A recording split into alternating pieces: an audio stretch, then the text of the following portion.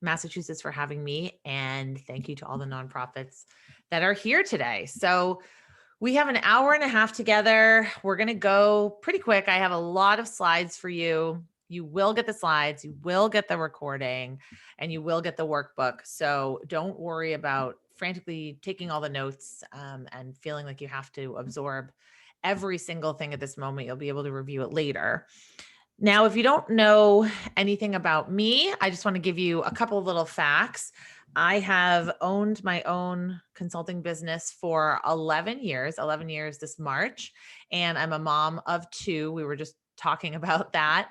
I live north of Boston, so I live in Wenham, Massachusetts, and I have an 11-year-old and a 6-year-old going back to school April 5th in person, which is pretty amazing.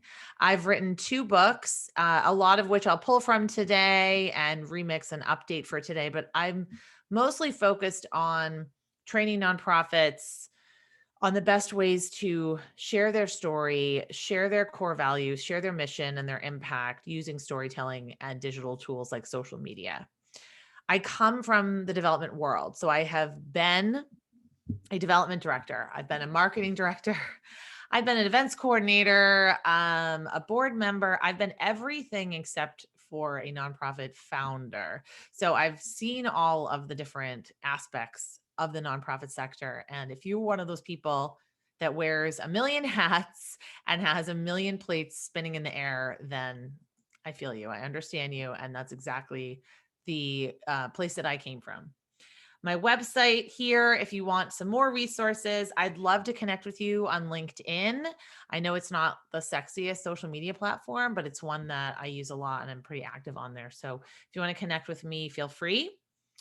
Now, I always like to say that I started my marketing journey when I served in the US Peace Corps. I was in Senegal in West Africa right after college. Now, I was a health liaison, which meant basically, I was a journalism major. So where do they send the journalism majors in the Peace Corps? They send them to the remote bush of Africa. I mean, it was in West Africa. And I was supposed to design, which were basically public health marketing campaigns for people that didn't read and had never seen television. They'd never seen radio, anything like that. So, and I didn't speak the language. And I was tasked with creating these campaigns around specific public health initiatives like malaria prevention, STD prevention, and the like. So the principles that I'm going to teach you today are not very different from the ones that I actually used way back in the Peace Corps, which is understand your audience, know what they need and want, gain their trust. They need to know, like, and trust you before you can change their hearts and minds, before you can do any kind of persuasion and influence. So I had a fantastic, fantastic time, really fantastic learning experience. And I do hope to go back there once the travel ban is lifted.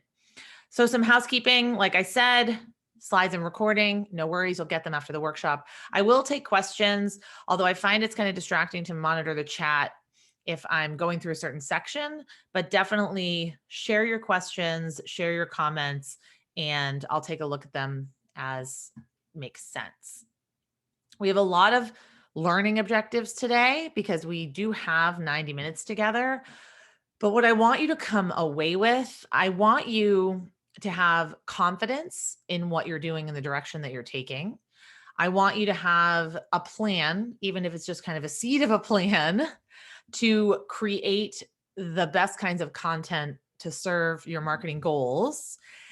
I want you to come out with some strategies and ideas for how you're going to amplify these messages in terms of marketing, and how can you actually turn engagement and awareness into action. Now, something I like to do at my workshops, I used to do this all the time in person, but I find it works really well virtually. If you go to menti.com, you can go from your phone, type in the code 59251145, and let me know, what does marketing mean to you? And it should sort of, all of the answers should be coming up on screen. So it's menti.com. You can go on your phone, your tablet, anything, any device that you have on your desktop, and just type in the code 5925-1145. Okay. So, I love the question. Oh, Joy says, is that an auto caption? Which service are you using? I wish that I could take credit for it, but I had asked that question too, rev.com. So rev.com if you are looking for Zoom captions. And Tracy says, Julia, you have not aged. Thank you for that. I do feel like this past year has aged me at least 20 years, but thank you. Thanks, Kelton, for putting that into the chat. Okay.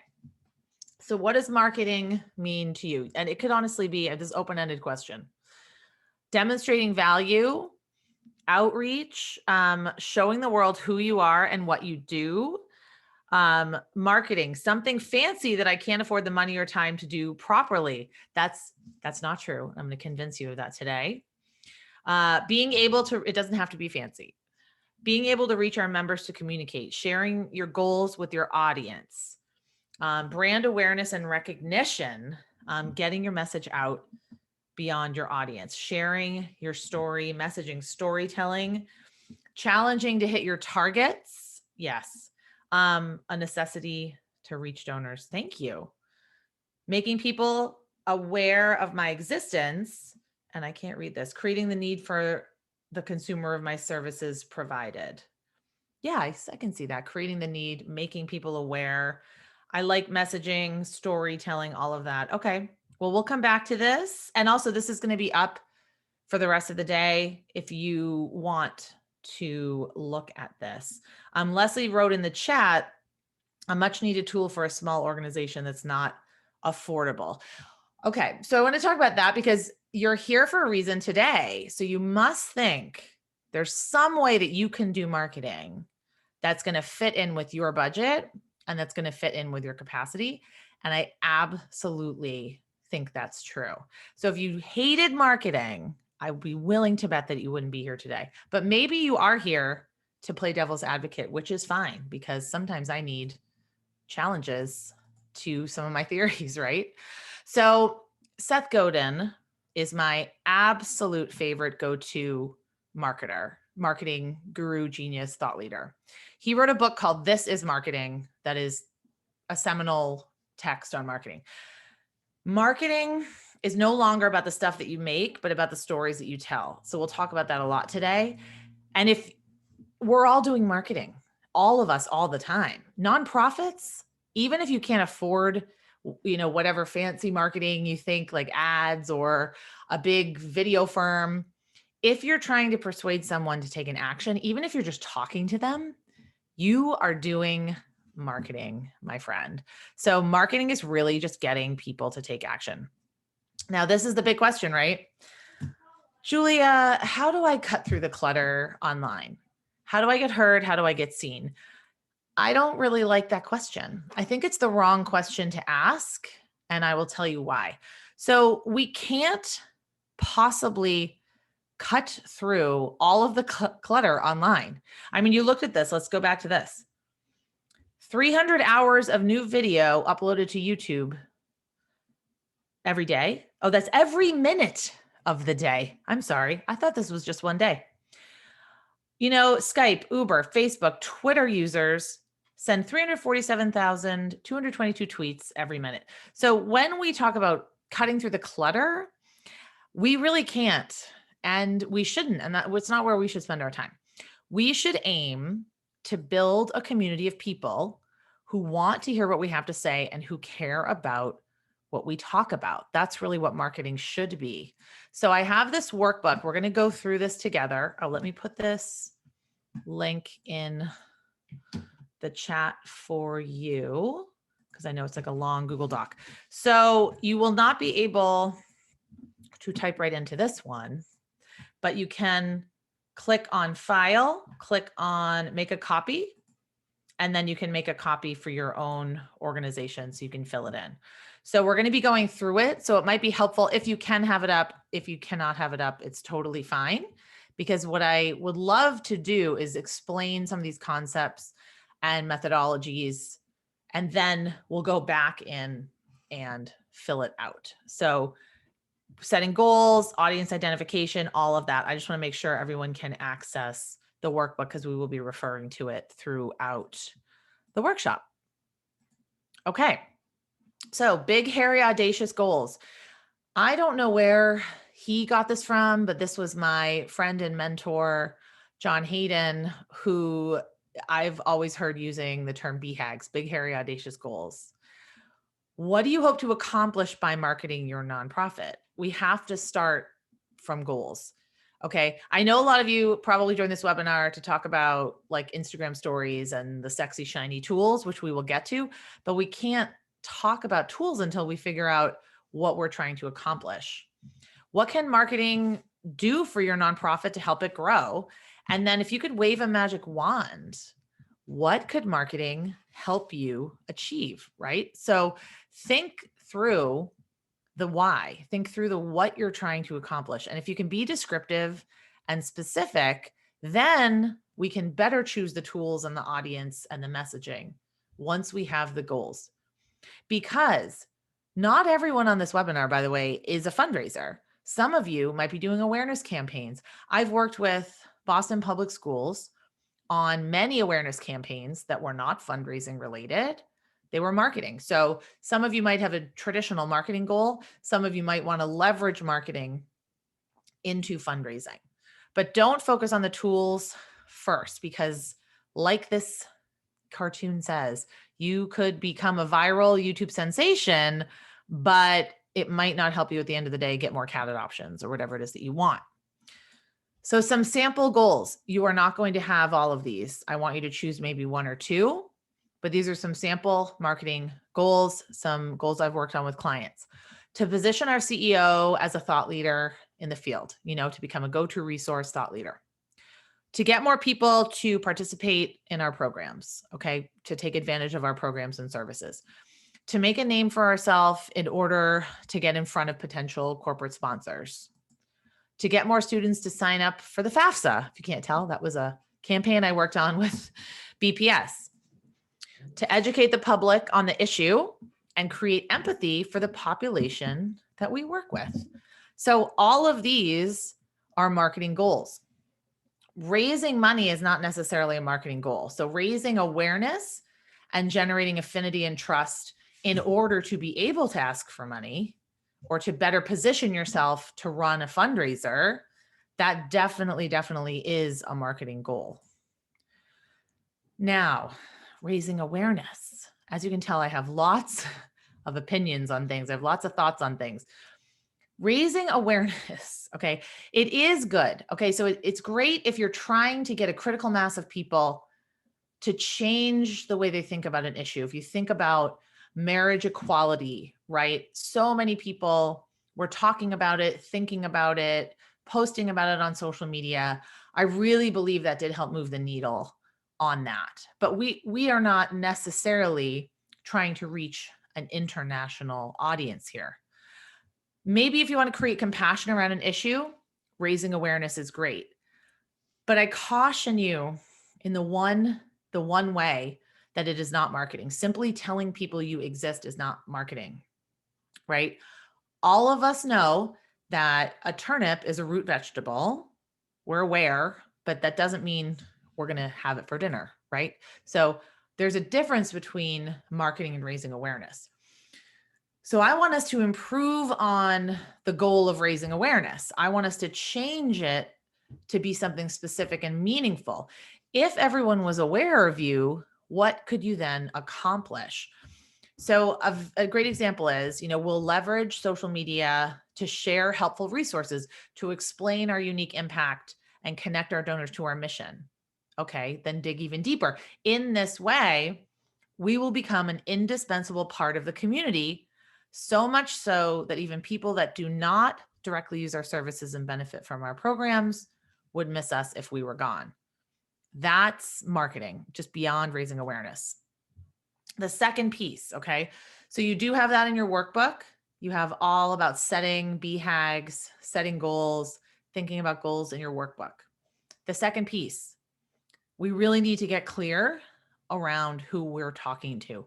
Marketing does not work if it's not targeted at a set of people. And I already know what you're going to say. We have 10 audiences that we have to reach, right? But to get traction for each of your goals, we have to tie your goal to a focal point, a target audience. And that's critical for you to then be able to best spend your time, your very precious time and attention. That's critical to creating a message that's going to resonate. That's critical to creating the content we're going to put in our content calendar. Because if you don't know who you are talking to, how are you going to know what to say and how to say it?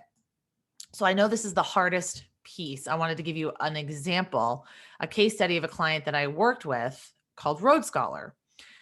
So they were growing their audience and they had an email list, they had a Facebook page, but they were kind of posting inconsistently. They were getting a little engagement. And this is an after post actually on the right-hand side. They didn't understand their community and why anyone would pay attention. And that's really hugely important. What's in it for this particular audience that you're targeting? Why would they want to pay attention to you? So we analyzed the makeup of their donor database, the people who took their educational trips, their social media audience demographics. And what we found a persona that we could kind of create messaging to. So we called her the funky grandma, right? So this was a person that you could not tell her that she couldn't climb Mount Everest. She is an older woman, 65 plus, often widowed, maybe living alone, definitely an empty nester. Maybe she never had kids, definitely either retired or going to be retired, and usually interested in pop culture and in women's issues. So we really drilled down. So once we started creating content for the funky grandma, engagement exploded. So it's important to note that just because we have her in mind, this kind of content does not exclusively appeal to her. So it doesn't necessarily exclude other groups, but it just speaks directly to the one target group that you want to reach. So I really often enjoy Road Scholar's posts, even though I am not a funky grandma yet. So how can you identify your very own funky grandma? Refer back to the goal and then think about the group that's best suited to help you accomplish your goal. Do some research to figure out who's already with you, who's raised their hand, who's signed up, which segments already make up your stakeholders and supporters. And then think about who you aspire to connect with, because this is the next piece. Why is this audience vital to achieving your goals, and where do these people spend their time, like online and off? So we're going to break this down step by step to make it a little bit easier. So what do I mean by align your audiences with your goals? That sounds like a lot of marketing consultant jargon, right? So I'm going to give you another example of a client, Aristoid Classical Academy. So they're a free public charter school. Their mission: provide students with an academically challenging classical liberal arts education, develop a passion for learning, and then the means to become responsible citizens. So what were their BHAGs? Their goals: create an outstanding reputation so that families clamor to get in. I absolutely love that. And then what does that mean? The target audiences are family, students, alumni, people who know a little bit about us, maybe community members involved in our work. So you can clearly tie the target audiences back to your goal. The repository for classical education information, target audiences, people searching for that information, and then people that need to pull from that information to do their jobs, reporters, journalists, education bloggers. And then of course, family engagement is of course family, students, and alumni. So you can clearly see that you're not trying to reach everybody. You're not trying to constantly spin your wheels and cast this gigantic net for everyone in the world, depending on what your goal is. Identify who's already with you. Who are the people that have raised their hand, either follow you on social media, sign up for your email list, attend an event, they're in your database, and they've said they want to hear more from you. In order to find these people and really analyze who they are and what they need from you, look at the demographic makeup of the people that are already in your audience. Where do they reside? What topics resonate with them? That's probably even more important. What spurs comments and shares? What gets people opening emails? What gets people all excited? What gets likes and reactions? And as marketers, we really do need to be delving in deep into our analytics and into things that we've already done before. And if you're starting completely from scratch, you are going to have to experiment a bit until you figure this out. But I'm willing to bet for most of us, we do have a long history of trying to do marketing and fundraising and communicating with our supporters. And we know kind of what works and we know what really resonates. So what gets the most engagement? Do people like links? Do people like photos? Do people like videos? Because I can tell you what in general gets the most engagement on Facebook. It's always going to be live video, but maybe for your audience, it's something different. So we have to really be thinking strategically about who we're trying to reach and what resonates with them specifically, not the general masses and the general public. And then if you don't know any of the answers to these questions, I do encourage you to do like a mini focus group. You could send out a survey.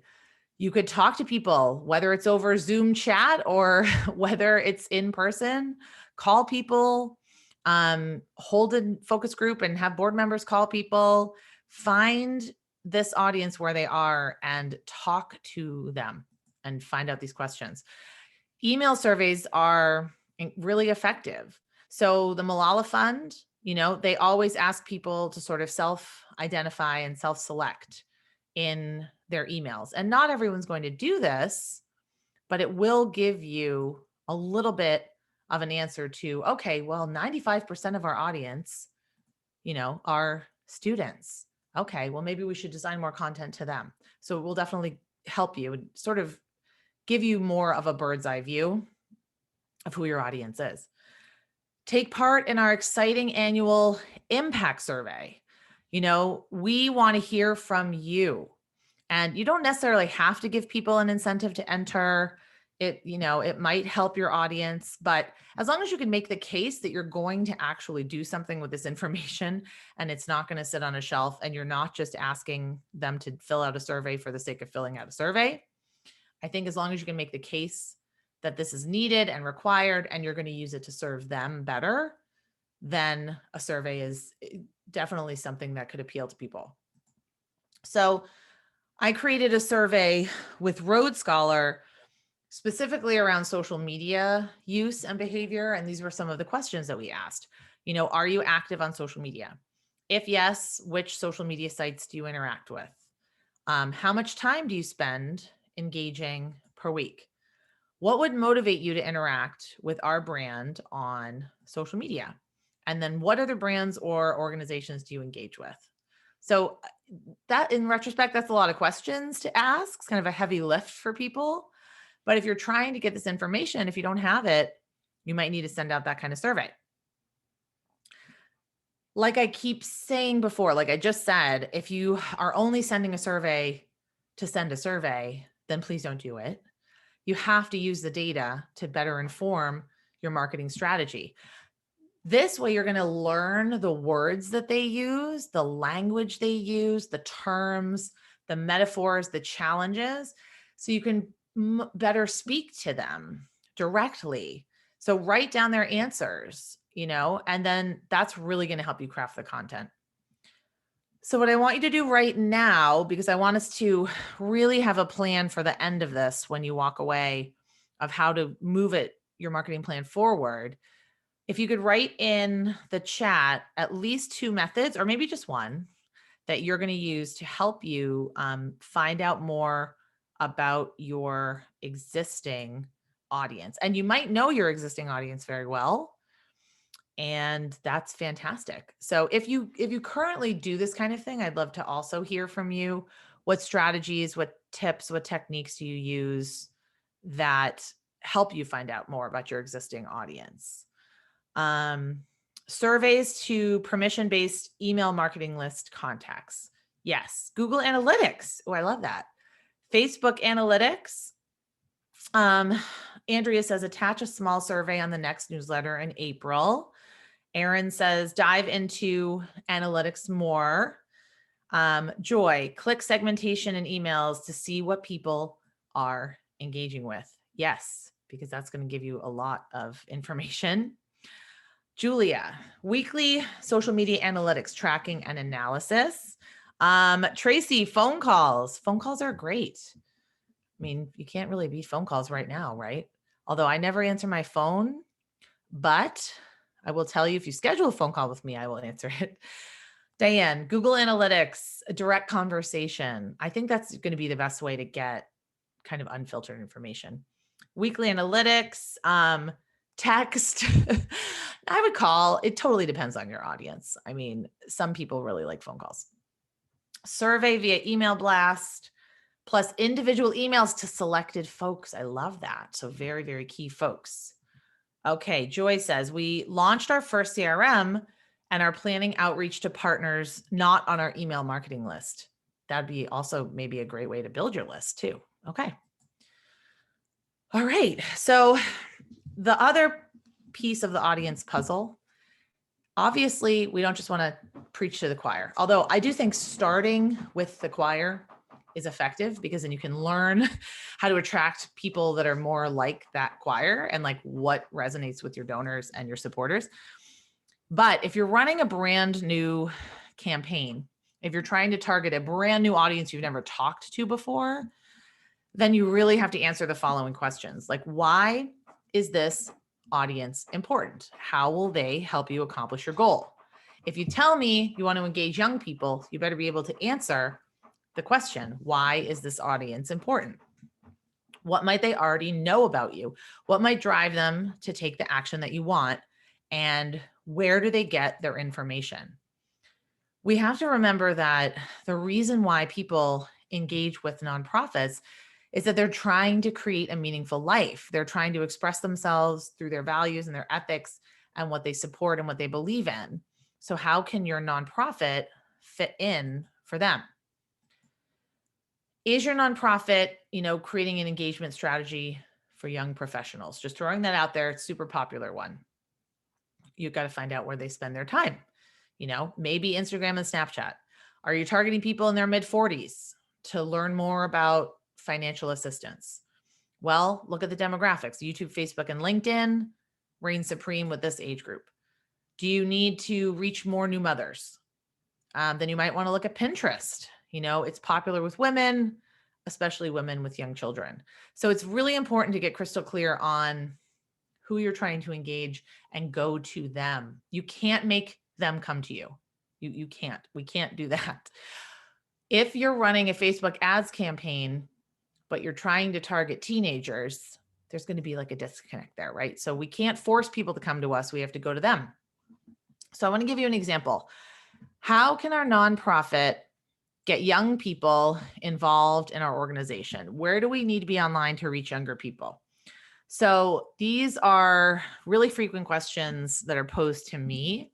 And it seems like, a lot of organizations are focused on reaching young people, and they want to maintain relevance in society. They want to have more financial sustainability, constantly having churn and constantly bringing new supporters into the fold. For succession planning, for staff, for board, bringing in new ideas, new innovations, maybe getting volunteers. Now, getting young people involved means many different things. So there's no one size fits all solution, but I can sort of give you some tips, because I'm sure this is a marketing goal for a lot of you.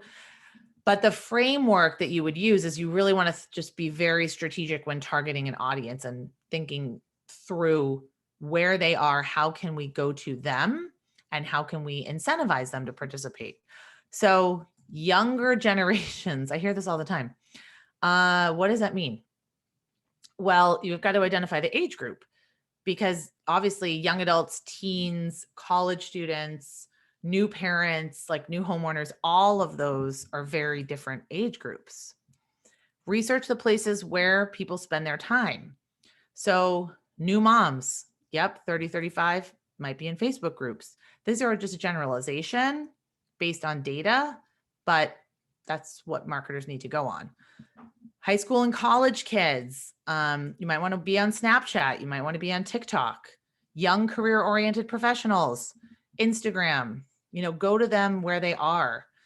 And what I always say is, if you want to attract younger people or young families, holding a $250 plate dinner on a Wednesday night, or even, a pretty expensive Zoom event, maybe a Saturday morning, maybe not necessarily will work for these groups. And this is why you have to talk to the group that you're trying to target. So just be very clear on exactly who you're trying to target.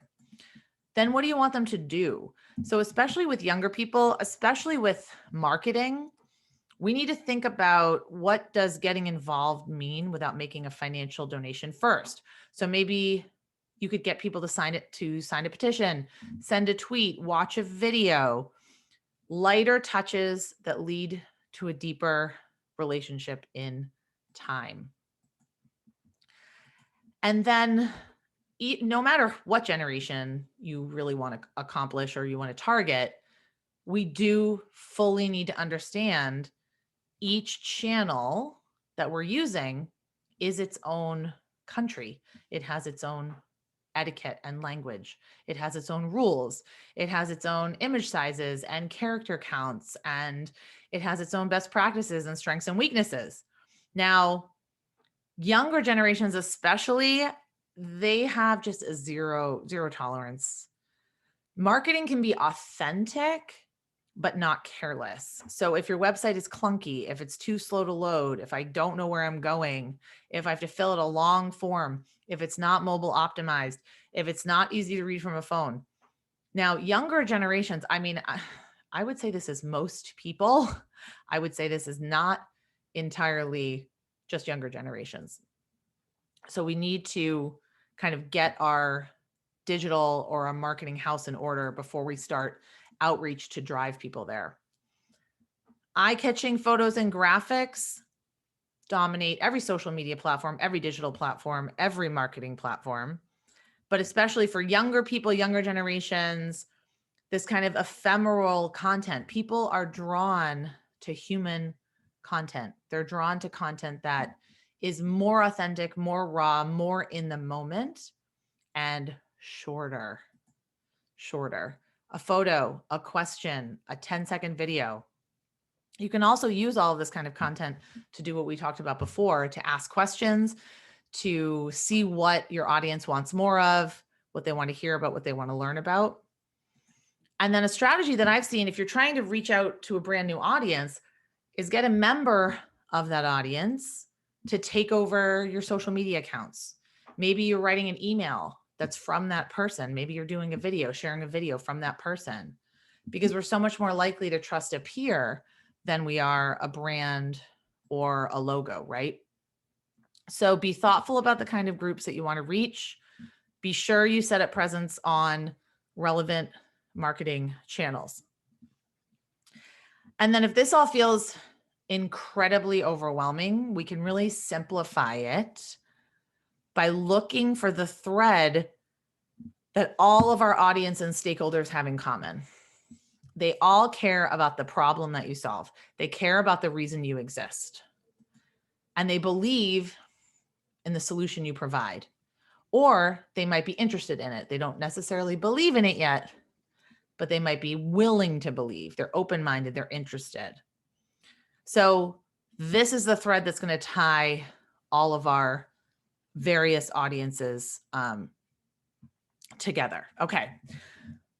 So we're actually right on time. I want to take 5 minutes, and what you can do with that 5 minutes is really up to you. But I would love if you took some time and you went into the workbook, you made a file, you made a copy, and if you could fill in for me this little square. So it's on the bottom of page 3. And then I would love actually if we could share after the 5-minute break. So we will come back. If you can't access it, it looks like a lot of you have accessed it. Let us know in the chat if you're having trouble accessing the workbook. It looks like everyone can access it. I just wanted to take a really, really quick break. I know this is a long time, 90 minutes, and then we'll come back. We'll start right again, maybe at 1:44. And if you do want to share, raise your hand.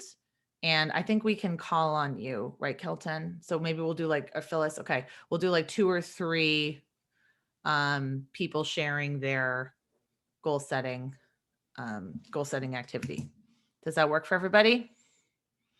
Okay, we'll be back here in 4 minutes. Services to our programs.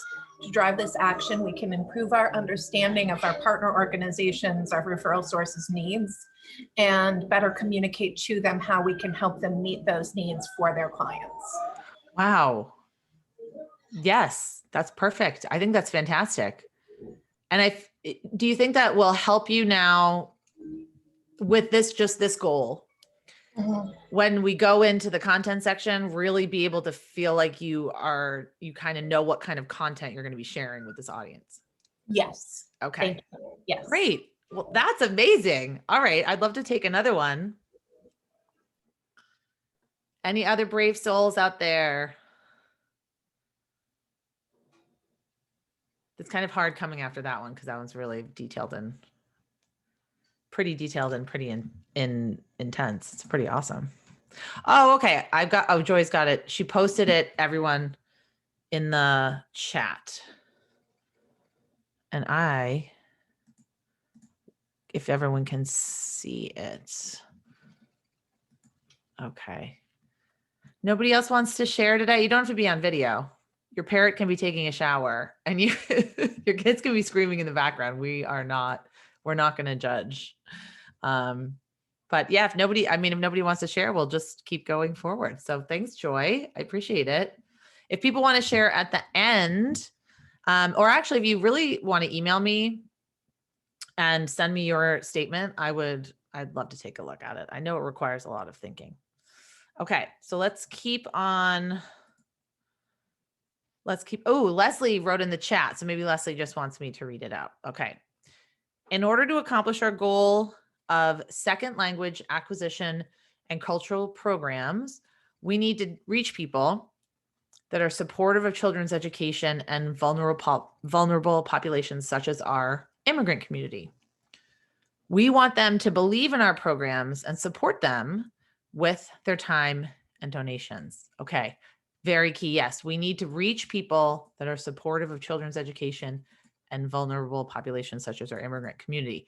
Now, did you notice that doesn't mean everybody, right? So sadly, we wish everybody was supportive of children's education and vulnerable populations and immigrant communities. I'm just speaking for myself. I wish everyone was. But once you get clear on your audience, you will start to see that it's not for everybody. And you just can't make that message for everyone because it's just the things we deal with are not necessarily for everyone. Okay, thank you. That was fantastic. So now we're getting into messaging and content. All of you have really been thinking very strategically, very detailed about the types of audiences that you need to reach, that you have already in your in your toolbox, but people that you need to reach. So what kind of message and what kind of marketing content are you going to share with them? Now, the problem that we have is the curse of knowledge. We all have the curse of knowledge. We, first of all, think we're repeating ourselves too much. Secondly, we think we need to reinvent the wheel every time with every piece of content. As long as you're staying on the purple side, the right-hand side, this goes even for donors, supporters. People just want to know that their actions are making a difference. The problem is getting solved. The solution is viable. They don't need to know every single thing that we want to tell them, right? We want to say process, programs, uniqueness. Like we want to talk all about this, but donors. And when I say donor, I mean, it really is just another word for the target audience you're trying to attract. Simple, specific, and outcomes. What's in it for them? So not even necessarily the outcome of what you do. Donors want to care about that.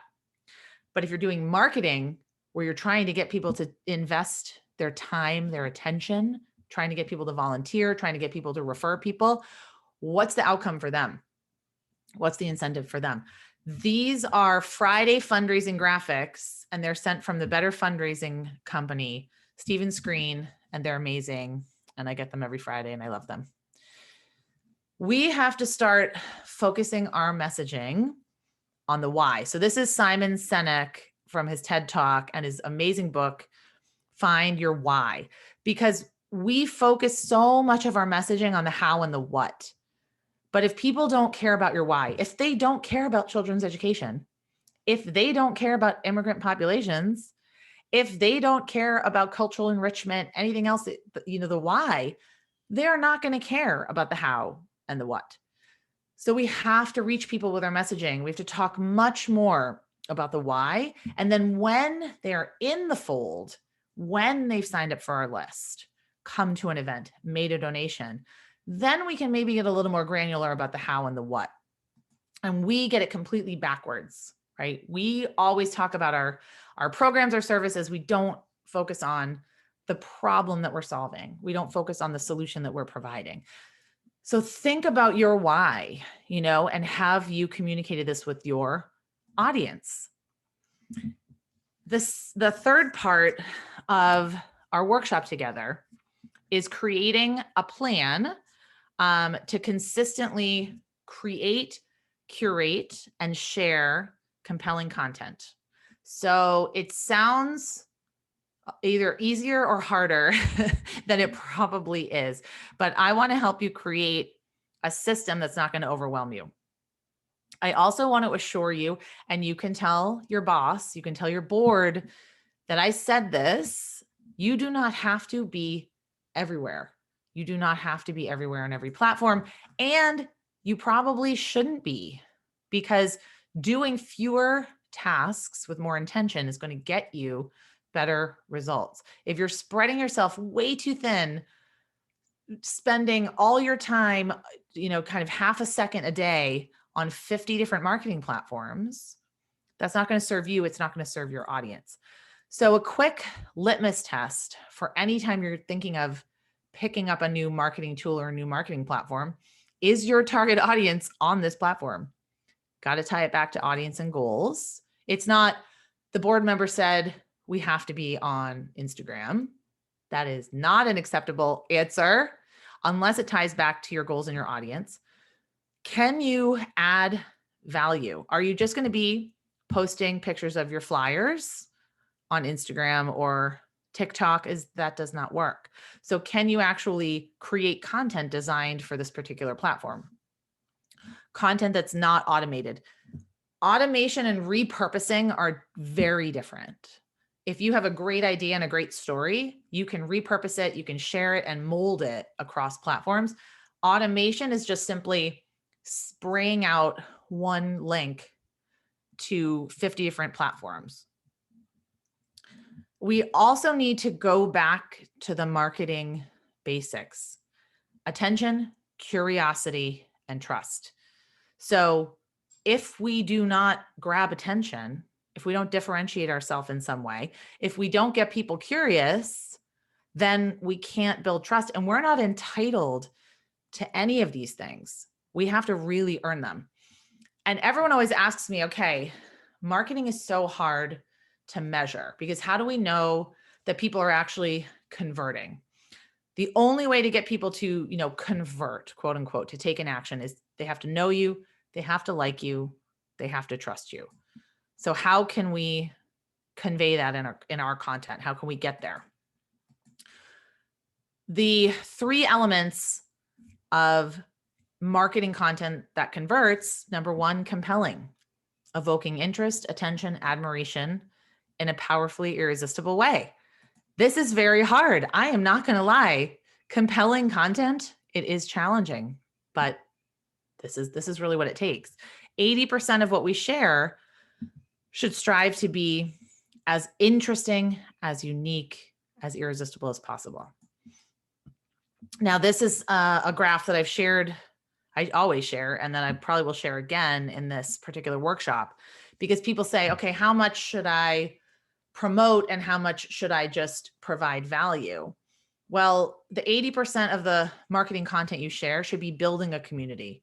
You should be building a community of supporters that would miss you if you were gone. So interaction, education, inspiration, connection, information, knowledge. What can you share with them that's going to help them feel proud and inspired to be a part of your movement, your community? And then 20% promotion. But the problem is the promotion piece also needs to be interesting. You can't just have promotions that are boring. So how do you make your content more compelling? Visuals, movement, headlines and language. We need to focus a lot on subject lines, on headlines, on captions. Stories always win. People love stories. Stories help create the narrative for your organization. They really help humanize your brand. And then just remembering that each platform is different. So a 5-minute video on YouTube is not uncommon because people go to YouTube to watch videos. Meanwhile, 10 seconds on TikTok is what works. The other thing we need to understand is it goes back to cutting through the clutter, right? So people do not like to be interrupted. We now, especially with a lot of people cutting the cord and not watching commercials, having Netflix, having Hulu, having Amazon Prime, everything tailored sort of to their interests. It's really important to figure out what your audience is, what's really going to resonate with your particular audience. And then we can grab eyeballs all day. Like you could go streaking down the street. You could get arrested. That'd probably get your nonprofit in the news, right? But that's not the good kind of publicity. We don't want to be clickbaity. We don't want to be manipulative. We don't want to be spammy. Element number 2 of content that converts, consistency. So is it consistent? Does it make sense for your brand? And is it of high quality? So when I say consistency, I don't mean throwing something up just for the sake of throwing something up on Facebook every single day. So it should look and sound like you. It should be in your brand voice. It should say that you know who you're talking to.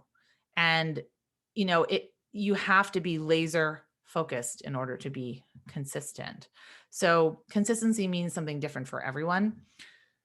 Brand consistency. This is Amira Incorporated, used to be Amira New England. They're constantly using this purple, this butterfly, this font. But not only that, the way they talk, the way they speak, the way they do storytelling, the way they address their community, it's all very, very consistent. It's got a very friendly voice, very personal. St. Baldrick's, constantly asking questions, answering questions from their community, consistently sharing these kinds of posts that they get a question, they answer it either in a video or a blog post. This is, on the left is Susan G. Komen, Florida. During COVID, they did a series of Facebook Lives answering questions that made sense for their community. Cooking and eating for a healthy immune system. How to safely go take a COVID test, because a lot of their community are breast cancer survivors. So really being focused on the value that they could provide, the answers that they could, the questions that they could answer. And same with Boston Children's Hospital. That's what they did. They answered questions and they were just very, very consistent in showing up when they weren't asking for anything. Showing up for your community, showing that you are the go-to expert, showing that you are an invaluable resource. And the algorithms, they reward consistency. It's all about, do you just show up when you have a fundraising campaign? Do you just email when you're asking for money or when you want people to come to an event? So your community is going to reward consistency, but also the algorithms, the social media algorithms, the artificial intelligence, it rewards consistency. Okay. Is your content clear? This is something nonprofits struggle with so much. Is it easy to understand what you're saying? Is it easy to understand what you want me to do? Does it make sense? Is it free of jargon? Is it concise? Does it have acronyms? Does it have terms that I might not understand? Can I easily understand like what you do and then sort of what I'm supposed to do? And what's the story that you're telling? What is the story that you are telling or that you're telling through other people? Every piece of marketing material we send out is contributing to this larger narrative that we're creating a better organization. The best marketing content can be understood at a glance. Exactly what you want me to do, pique curiosity, grab my attention, get me to click. So what do you want me to do now that you have my attention? And I think too many pieces that we send out ask for so many different things at once. They're trying to tell us every piece of the story, every piece of the puzzle, every single thing that our organization has ever done. But we need to be very clear. One action that you want people to take, it really might not even be explicitly asked. So what do I mean by that? If you look at the one can help post, they're not asking anyone to do anything. But when you post on social media, there are already implicit asks because there's the like, the comment, and the share. So if you think about it, every time you post on social media, you're already asking people to do something. So one more ask than that is okay, but do not ask people to do 10,000 things because it'll be very unclear. And that's why I don't really like those. There's different software you can use to put multiple links in your bio on Instagram, like Linktree and link in bio. Just tell me what you want me to do. Just say donate or sign a petition or refer a friend or join our program, join our event, join our email list. Have that visual, grabbing attention, piquing curiosity, asking me to do something, grabbing attention, piquing curiosity, and then asking me to do something. So this post, actually, I think it's very interesting between these two posts. So I'm going to pull out what I mean. So both of these posts, neither of them are ads. So they're both meant to go to people that probably know a little bit about Feeding America, right? Because it's not an ad. This is not an ad. This is to their Facebook fans. When you're designing an ad, it needs to be a little bit different. And we'll take a look at some ads. Call your mass legislators. This is a little busy for me. I love the Boston area rape crisis center, by the way, but still very specific ask. Marketing is a value exchange and not a transaction, right? We have to give them something of value. Even if it's calling a legislator, you still feel great that you did something. It's not about our self-interest. It's about our audience's self-interest. Okay. So now we're going to go through, let me just check to see. I don't see anything in the chat. We're going to go through creating a content strategy and a marketing calendar.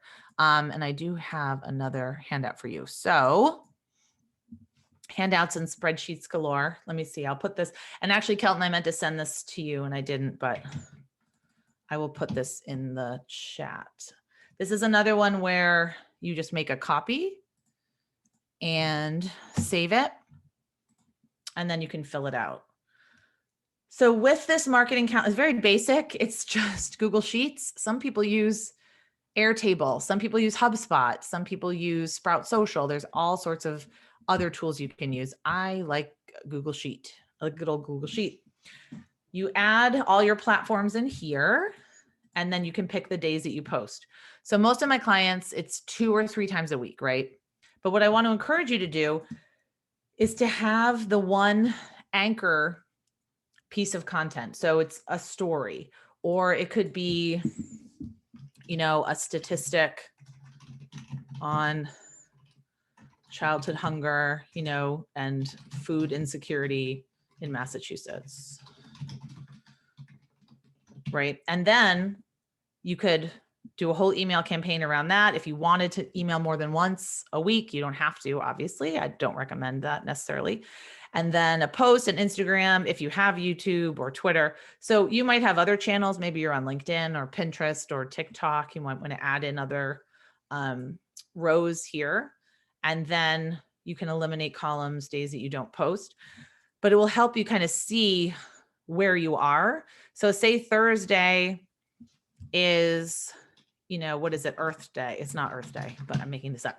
Then you can put in your cause and awareness days, and you can really look at, oh, maybe I should be creating content the whole week around this cause and awareness day, or this event, or this fundraiser, whatever it is that you are, prioritizing that week. And I really do encourage you to be repurposing. So member spotlights, and I'm going to actually show you how to fill out this calendar. So I also linked to it in the workbook. So some questions that you want to ask. Always go back to your stakeholders. Can you list 5 reasons that they support you? And that goes back to your target audience. Hopefully you will have done all that research and you can pull from that. What information can you give them that will make them think? What can you provide that will help them trust you? What are the knowledge gaps? What stories can you share that will inspire them? This is going to take, whiteboards, maybe big Post-it paper, and just do a huge, huge brainstorm. Great to do with a board, great to do with a development committee, marketing committee, just great to do, by yourself sometime with a quiet time. If you ever have quiet time, but just a great brainstorm. Remembering the 80-20 rule, always going back to the 80-20 rule. This is part of the 80% that we're creating here. If you need more specific buckets to pull from for content topics, here are some ideas.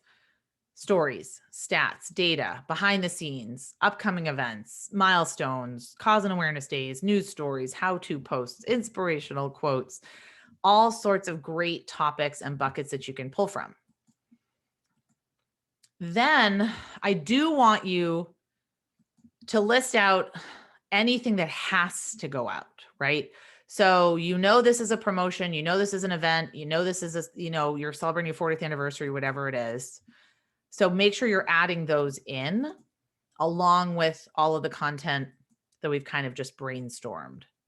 And then think about some, what could be scheduled ahead of time. So that's content topics. Then you want to think about content types. So some of the most engaging content types: live video, pre-recorded video, photos, graphics, infographics, GIFs, animated GIFs, articles, just some examples, right? When you have fully brainstormed, you could do this every month, you could do it, every quarter, but mix and match the topics with the content types. And then you're going to ensure a calendar that never goes stale. If you want to have a theme for each month, a theme for each week that helps guide you, completely fine. I'm going to show you some examples of some really great social media posts that I really liked. I love this. Memes are fine as long as they make sense. Do not just post a meme because you think you should post a meme, but if it makes sense, like it definitely does for this SPCA.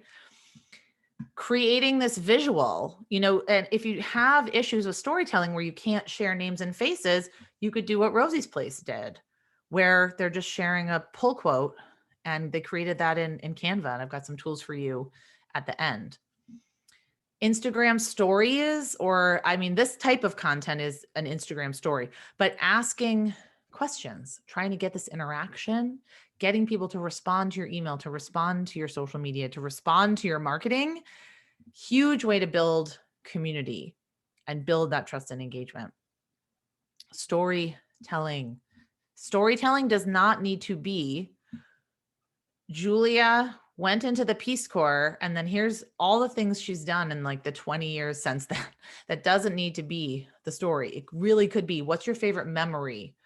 What was your favorite experience? What was something that moved you? What was something that changed your mind or surprised you? We need to stop thinking of storytelling as we've got to tell, the hero's journey, the Joseph Campbell hero's journey. Really could be just a little bit of a mission moment, a glimpse into your organization, showing people where their support went, what their support did. Thanks to your support, this is what we were able to accomplish. And this was a post jumping on Mother's Day. There's nothing that says you can't celebrate major holidays and jump on anything like that. Another example of an organization that does not share names and faces of their clients for security reasons, but they still do very compelling storytelling. And they still are able to elicit that emotion, to get that inspiration, to really grab you and get you, just make you feel proud and inspired to be a part of them. And have fun. So marketing can be fun. I know for a lot of us, what we do is very heavy and very, very serious. But if there's any way to either jump on something that another organization is doing, or just learn from it, or even just experience it, because I know the life of a marketing manager can be really kind of depressing, right? If you're spending all your time in Facebook groups and on Twitter and with the general public, especially in digital media, email, it can be pretty heavy. It can be really, really depressing. So even if you can't create this kind of content, at least consume it, look at it, learn from it. I loved the creepiest object battle. It's amazing. I would say look at that on Twitter. Days of gratitude. I think any of us, no matter our mission, we could do the 7 days of gratitude with quotes, with pictures, with, asking our staff what they're grateful for. This is an Instagram story. It's educational, right? 8 tips for a perfect hike with kids. What could you teach someone? What are the questions you get all the time? 3 ways to talk to your kids about sexual assault. That one's really heavy, but I'm thinking like 5 ways that you could work with a local school to give back. I don't know. What can you teach people? We all have things that we can teach. How to repurpose and remix your marketing content. Now, I don't want you to constantly think you have to reinvent the wheel. You have a lot of gold already, I'm willing to bet. So when you're going through your workbook, you're going through your brainstorm, take a minute to audit and assess what you've currently done. And really what that means, a very quick and dirty audit, write down 2 things that you shared. It was a blog post, it was a video, whatever it was, that maybe you think you could just kind of repurpose it, cut it up, maybe redo it again. 2 pieces of content that didn't work, but that you think could be improved.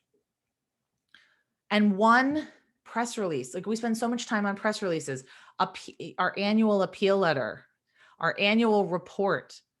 We can cut and paste and adapt these into so many different pieces of marketing material, like a slide deck. So how many of you have SlideShare? So SlideShare connects with LinkedIn. It's completely free.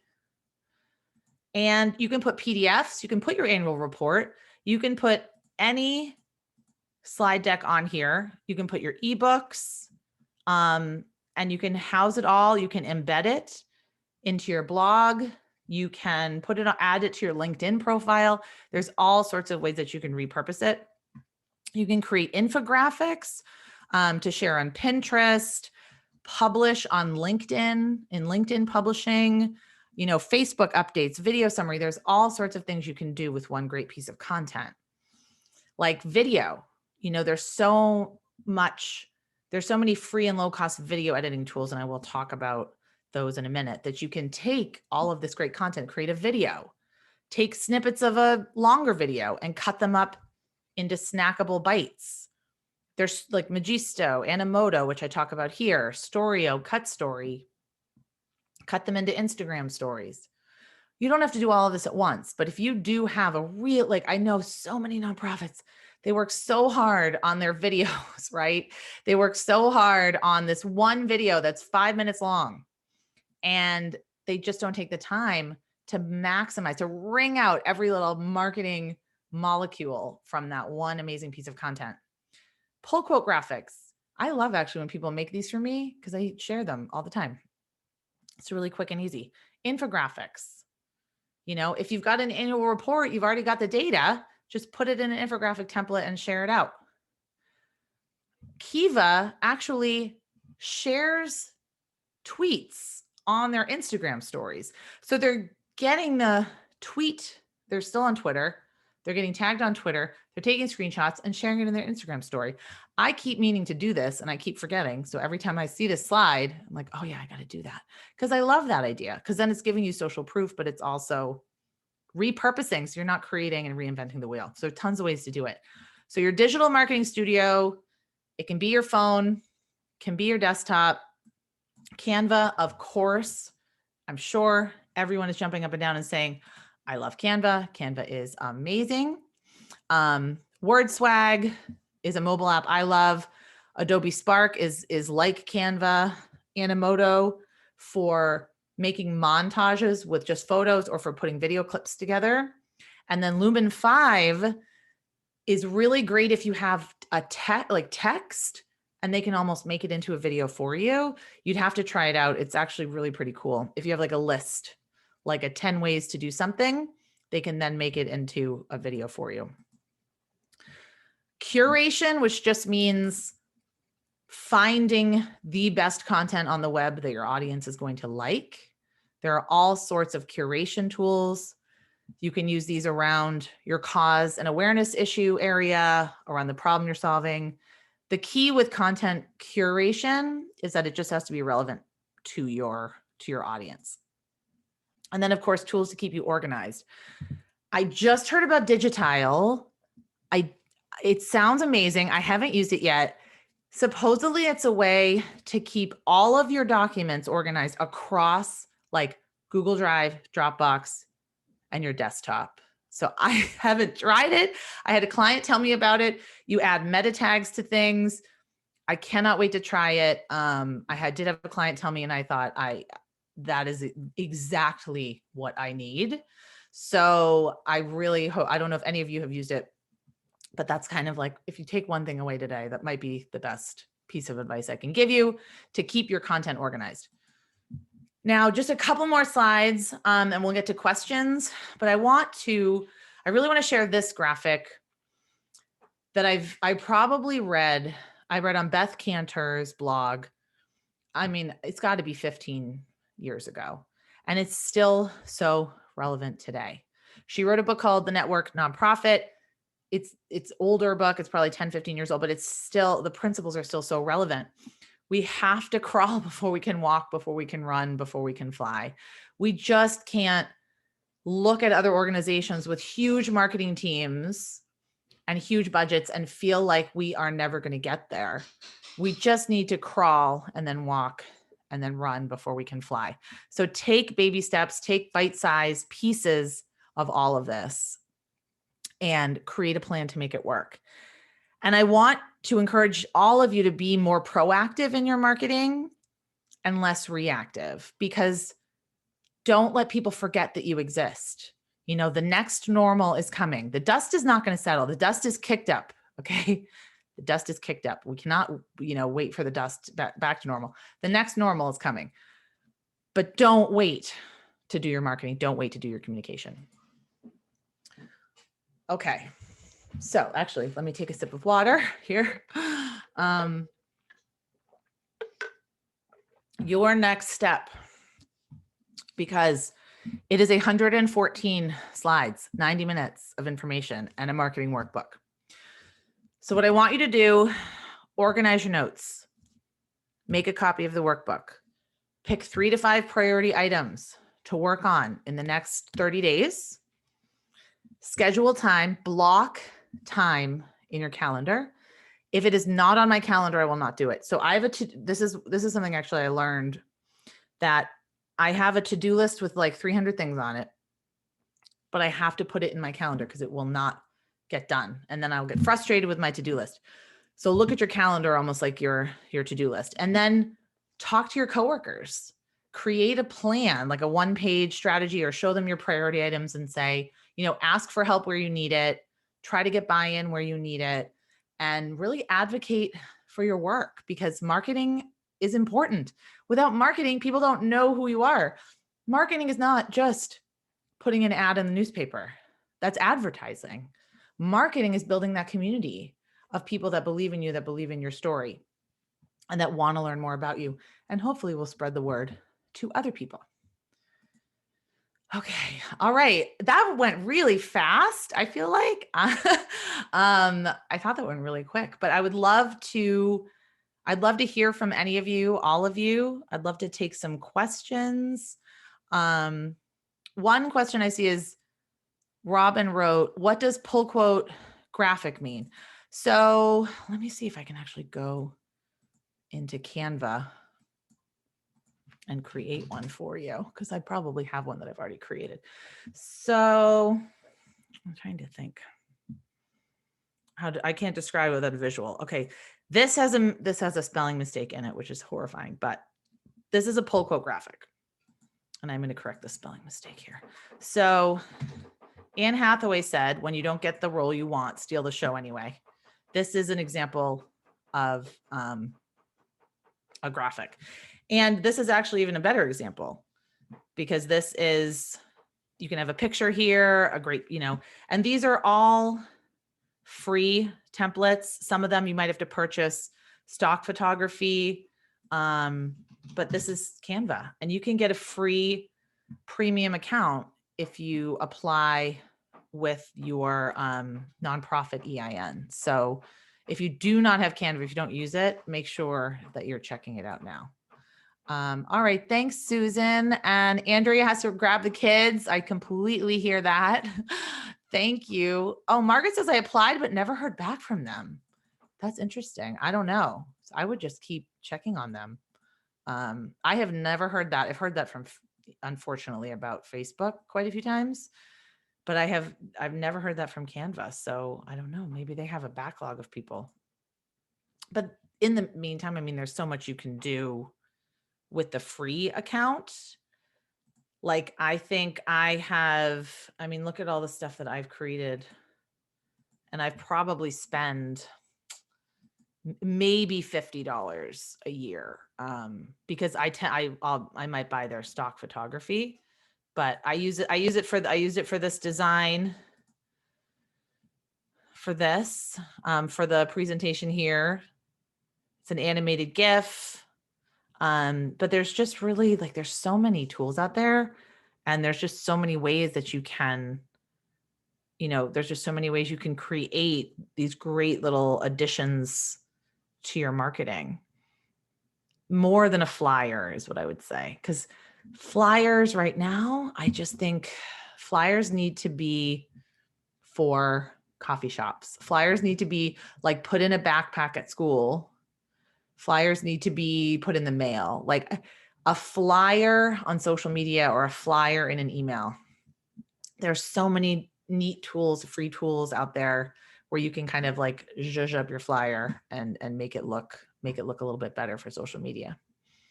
Okay. All right. I think everyone's brain dead, or I overwhelmed everyone. So I don't see any questions coming in.